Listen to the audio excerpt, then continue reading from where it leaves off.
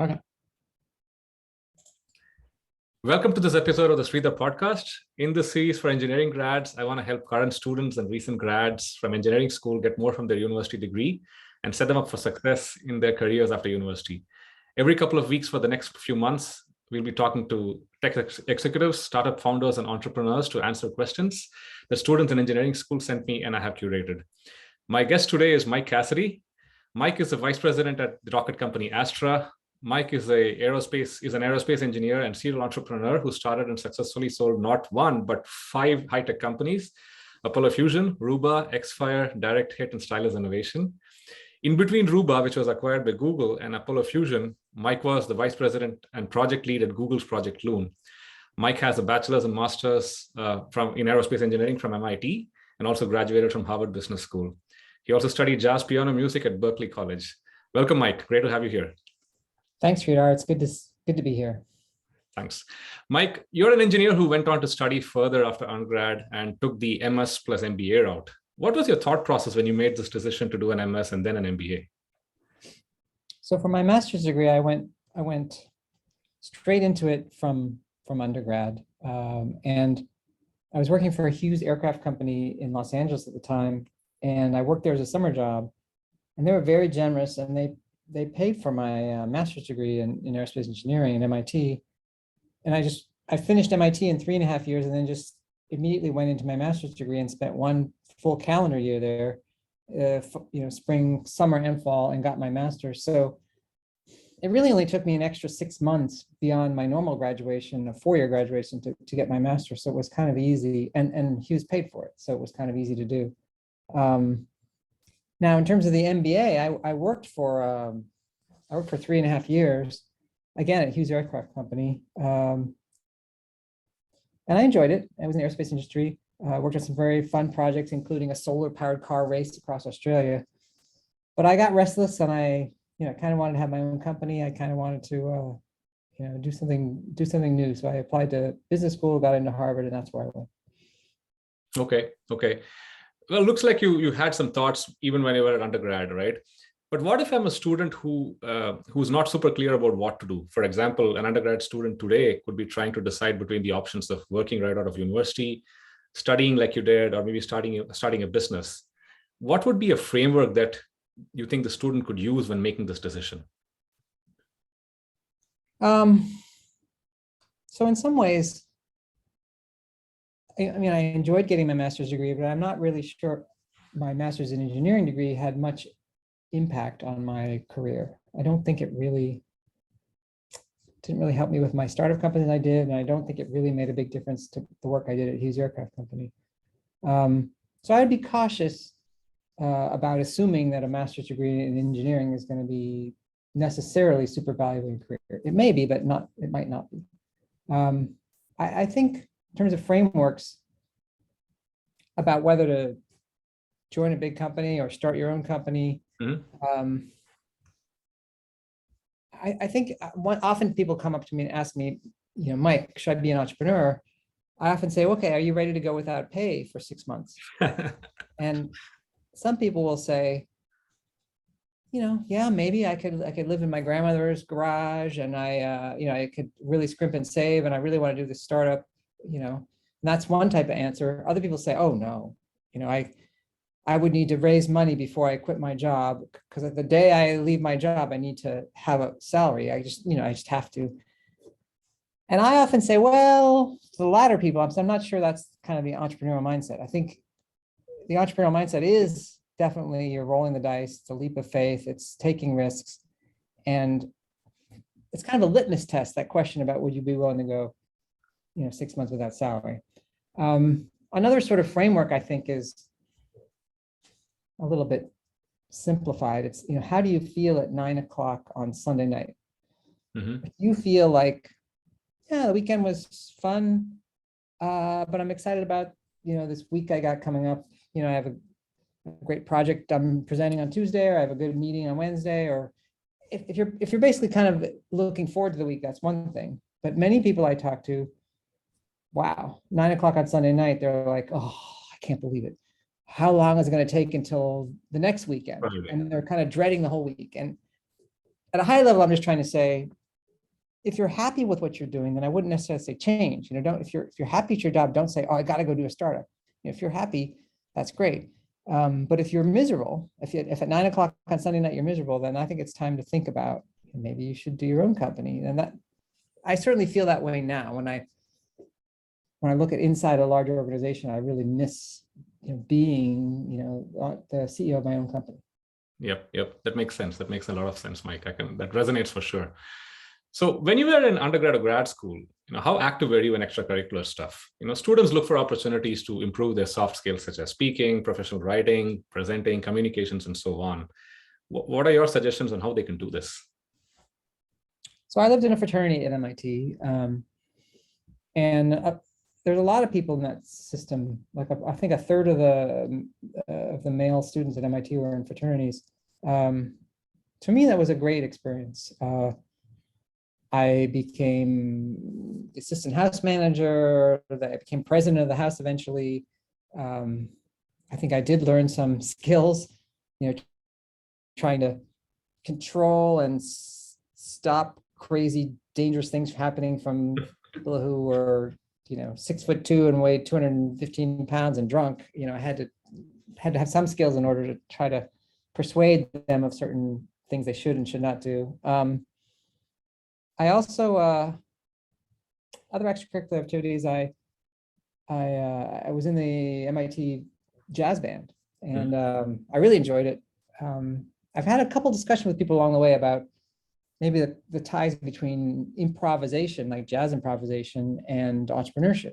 Because in some ways, jazz improvisation is on the spot. You're thinking, okay, what's the next note I'm going to play? And it's all happening very fast. And sometimes when you're running your own startup company, you have to make a lot of decisions pretty quickly under a lot of pressure. I don't know for sure there's a tie there, but I think there's some people who view that.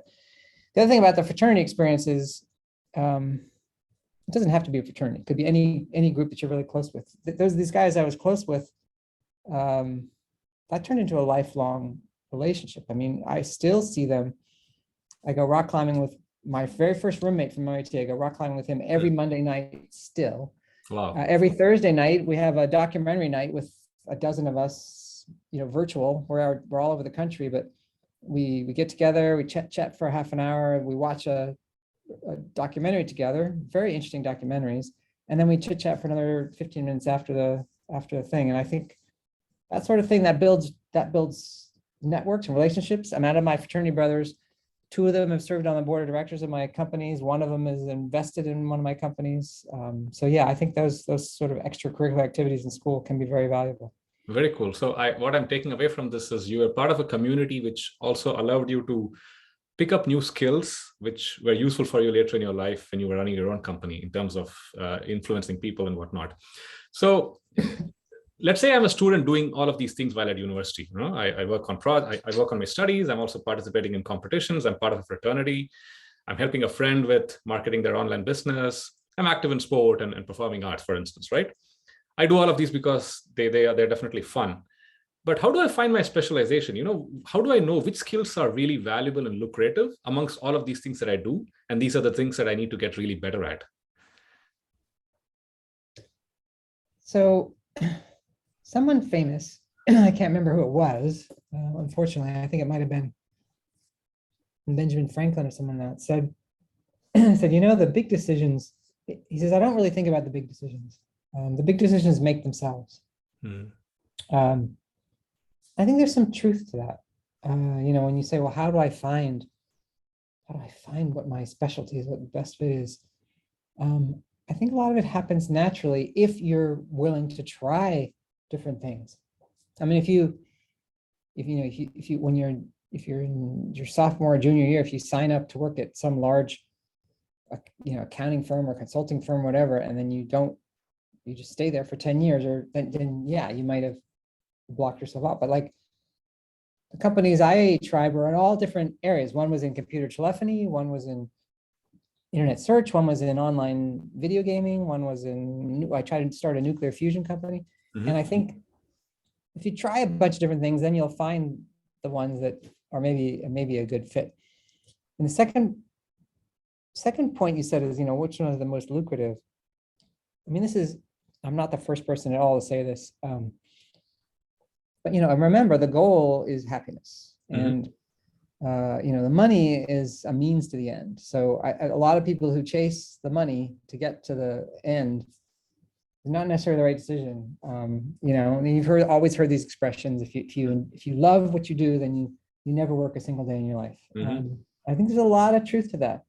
And so I really do not recommend people focus on, which career has the best salary, which, career is the most lucrative. I think it's the wrong way of looking at things. You should find things you enjoy doing, and things will work out. Now, yes, maybe you can't afford that mansion in Beverly Hills or something for certain careers, but in the end, I think you'll be happier just doing something you enjoy. And oftentimes it works itself out. Like when I graduated from Harvard Business School, literally 99% of my classmates took higher paying jobs than I did. They took consulting jobs or investment banking jobs or Fortune 500 jobs.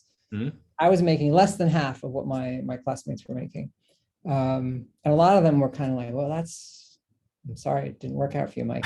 But I worked at a small software company that I enjoyed, and I learned a lot. And over time, it more than caught up. So yeah. Makes sense.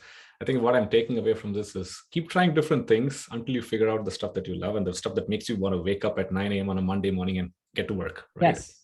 And then enjoy doing that, and the money is going to take care of itself. Yes. Awesome. That makes sense.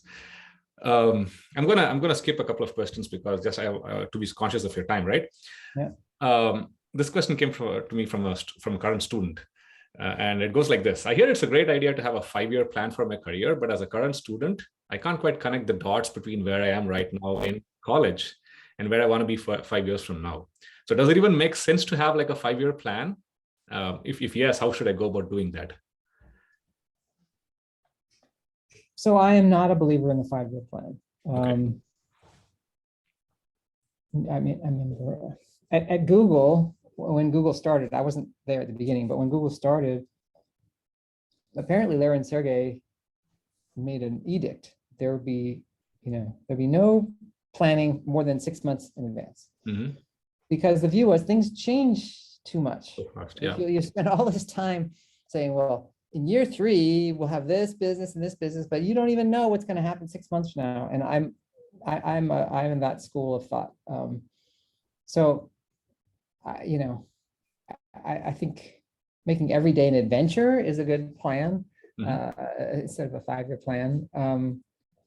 And what are all these little sayings? I mean, tiny acorns grow into great oak trees, whatever. When we started my first startup company, we started with $1,500. I put in $500. Each of my 2 partners put in $500. We had $1,500. We won the MIT business plan competition. It was a $10,000 prize. So now we had $11,500. We never raised any venture money.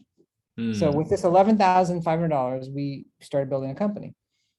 Wow, that was hard with that little amount of money. We had to, it was a debate, can we afford a computer? So we finally said, okay, it's probably worth buying a computer. So we bought a computer. But there was no 5-year plan. But we didn't say, okay, what can we do with this? And we evolved it, and we built little pieces. We leveraged other APIs and technologies we could license on the web, and we used our own skills. We used Visual Basic to build things.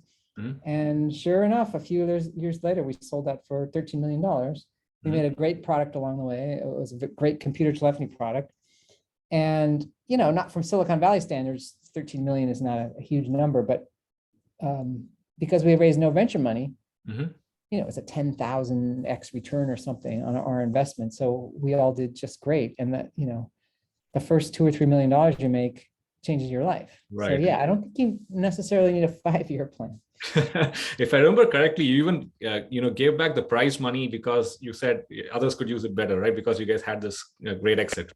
Wow, you have a great memory. Yeah. So very funny story. We we submitted our entry into the business plan competition. Actually, so that was the second company. That was Direct Hit. So the second company, We submitted our entry into the business plan, MIT business plan competition. At the time, it was $50,000 competition. The first one we won was $10,000, but we also entered a few years later, and it was 50,000. So we submitted our entry, and we had no money. We flew out to California a few days later, and in the same day we pitched a venture capital firm in California. We raised $1.4 million, term sheet same day. So we flew back, and then a few days later was the award ceremony for the MIT competition. It had only been like 10 days, I think, since we submitted, but we had gone to California, raised money, and came back, and we won. And they were going to give us a big chunk of the $50,000, and that's the competition where we said, well, we just raised 1.4 million. So yeah, it did seem fair. And we gave it to the second and third prize winners. And it was great because everyone was kind of like, right. Oh my goodness, Direct Hit won, but they gave the prize maybe to the second, and everyone loved us. We were like, and it was the right thing to do. And right. Since we had the 1.4 million, we didn't really need the 30,000 or whatever. So it was good. It was good. And the fact that someone like you remembers it is great. Very nice. Very nice. All right. Are there specific courses or topics from your engineering and MBA coursework that you really find useful in your everyday work?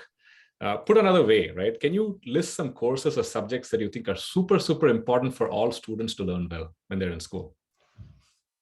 So I'll say one course and one skill. Mm-hmm. And the course it's going to be a surprise answer. The course is actually accounting. Mm. When I went to Harvard Business School, I had all these classes on, operations management and organizational behavior and marketing and things like that. But I think the most practical one that helped me the most on my first startup was accounting. I mean, I just literally learned how double entry bookkeeping, and I knew what assets and liabilities were, and I could look at financial statements, and just a very practical thing, and it was very useful. Now, in terms of skill, it's basically sales. And when you go to Harvard Business School, they don't really have classes on sales. They don't have, as far as I know, they don't have classes at MIT on sales either. But sales skill is very, very powerful and useful. You're using that skill when you do so many things in a startup. You're using it when you raise money. You're using it when you recruit people to join your company. You use it when you do business development deals, when you sell your product to people. You use it when you sell your company. And I think one way I learned the skill to get better at sales came out of my very first company, that Stylus Innovation one we talked about a few minutes ago. So this is the company. We only had $11,500. We pulled all our money up and bought one advertisement and one magazine, and we got some press in two big magazines. And all of a sudden, we started getting people calling us on the phone. Hello, can you tell me about your product? How much does your product cost? Can I buy your product? Whatever.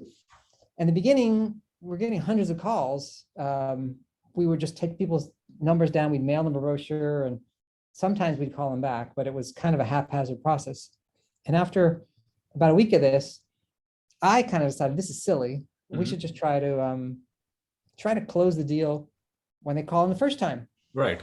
And so the first time they call in, I would practice and I would try different things, and I got good. So 1 out of 3 people who called in, I could close on the spot. And I would say things like, look, we can go through this whole process. We can mail you the brochure. You can call us back with more questions. You can, then try to get a PO, whatever. Like, look, forget that. But we're pricing the product at $495. You can put it on your credit card. We have a 30-day money back guarantee. You get the product, you open it up, you do the tutorial, you decide whether you like it or not. If you don't like it, you send it back. We'll give you your money back. You can always call your credit card company and cancel it anyway because you have the money back guarantee. It's going to be much faster for you and much easier for us. What do you say? And 1 out of 3 people said, okay, fine. And they gave me the credit card. And we only got 1 out of 100 people we sold it to who sent the product back. 99 of them kept it. So, right. But that practice and was invaluable. And also, I think you learn something when you succeed. The first time someone says, okay, yes, you get a little bit of confidence, and then a little bit more. And then, over time, through my startup companies, I started having bigger ticket successes. Like when I would tell someone, okay, that's going to be $250,000. And they would a week later say, okay, here's the PO for $250,000. Wow. That lets you the next time say, oh, I should have gone for $1 million. So I think getting that level of experience and success is very, very valuable.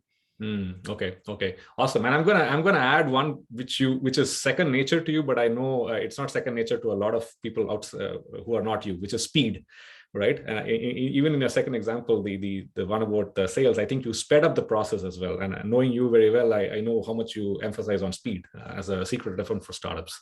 Yeah. Awesome. Cool, Mike. Moving on from college, and let's focus on young professionals. What are your thoughts about money at the stage in one's career where they're just starting to work, right? Did you ever save or invest your earnings? And again, a note to the audience, please remember this is not financial advice and do your own research. So, any money I made, I was very, very formulaic with it. I would put like 70% of it I put into what's called a total stock market index fund. Mm-hmm. And the belief with an index fund is there are all sorts of money managers around who say they can beat the market and they're better than this, whatever. But at the end of the day, if you look at the data, the index fund, which basically buys just goes up. Fortunate share of everything. Yeah. Index funds do great. I think I made 12.3% on my money for the last 20 years. 12.3%. Get your calculator out, put it in your spreadsheet, see what happens at 12.3% per year for 20 years. Right. And then the other 30% I put in like US government T-bills, treasury bills, 5-year T-bill, 10-year T-bill. And I'm not saying I have, all the answers, but that's worked, really well for me. And in the beginning, I was very, very frugal with my money. I mean, we had a budget in our household. We only went out to dinner twice a year. We kept track of how much we spent on newspaper subscriptions but yeah, so I think when you can save at the beginning and then once you have money, just invest it in index funds, I think is my recommendation for a financial strategy. Great. Awesome. Last two questions, keeping track of the time. So when I was at Loon, I remember you used to ride a bicycle to work. Now with many of us working from home more because of COVID, it's challenging to sort of strike a balance sometimes between the sheer number of hours we spend working and ensuring good physical health. How do you tackle this, Mike? Are there tips or health hacks that work well for you that you want to share? I mean, I still work out every day. And we were only out of the office for about a month. We've been back in the office, so I still bike to and from. But even when it's like a rainy day and I can't really bike, I will find a way to work out inside, an indoor bike or something. And for that is for my sort of like whatever cardio, but then also once a week I do this rock climbing with my fraternity brother, and that's good for whatever, building your core strength. And I think I get bored doing weightlifting or things like that. Some people love it.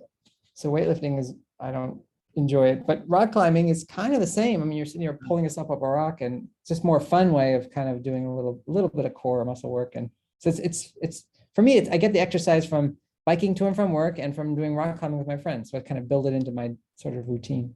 Mm-hmm. Okay. So it's part of your routine on a regular basis. You don't stop it no matter what, essentially. No, exactly. Every day. Awesome. Cool. Awesome. Finally, let's have some fun with some rapid fire questions, Mike. Name one book or TV show that changed your thinking. Well, I mean, of course, I read Atlas Shrugged and I loved it. Ayn Rand. Kind of the idea of whatever you want to call it. You're responsible for your own destiny, and I don't know, it gave me more comfort and confidence, just saying, okay, I'm going to be kind of a rebel, and if I work really hard and succeed, I'll reap the rewards of it. If I screw up and fail, I'll pay the penalty of it. But that's the choice I make in life, and I'm happy with that choice. Awesome. Okay. What was your best career move and your biggest mistake?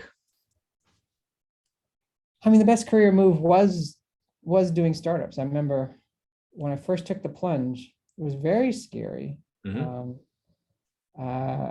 This was when I didn't have any money, and we were basically figured out if we didn't succeed, we'd have to go live in my grandmother's house. And but I did quit my job and tried that first startup. And this was when most of my business school classmates were off, making great salaries and things. But that was a great career move. That first one helped me get the second startup because I raised money for the second startup. That's the one I raised money in that same day, because I could point to that first success I had. Say, yeah, I built this other company, sold it for 13 million. So that decision, that one October day, whatever it was, how many years ago, that was a big decision. That was a good move. Mistakes. Well, that second company I told you about, the one we won the second MIT contest, that was a rocket ship. We sold it for $500 million, only 500 days after we started. Right. I think that's the one that Ask Chiefs bought from you, right? That's right. Right. Okay. So that seems like an amazing, fabulous success. Well, it turns out that was probably one of the biggest mistakes I made, because we could have actually been a lot bigger than that. We had something very similar to Google AdWords a little bit before Google had AdWords, and we already had distribution through Microsoft and AOL and Lycos, actually, another search engine. So if we had just been more bold, we could have maybe turned into something even bigger. But Google was amazing in how bold they were. I don't know if you know the stories about it. They basically, paid huge amounts of money to Yahoo and AOL to take over their inventory in exchange for getting the volume that primed the pump for their Google AdWords. And I just didn't have that much boldness in me. And if I had been bolder, it could have been even much bigger than the 500 million. Awesome. I wasn't expecting that, but I wasn't expecting to hear that answer. That's pretty interesting. Okay, finally, if you could tell your 20-year-old self one sentence today, what would it be? Fortune does favor the bold. It's one of these Latin expressions, fortune favors the bold, but it is very true. Awesome. Well, Mike, fantastic talking to you as always, and thanks for joining today. Great to see you. Okay, bye-bye. Thanks for having us. Bye-bye.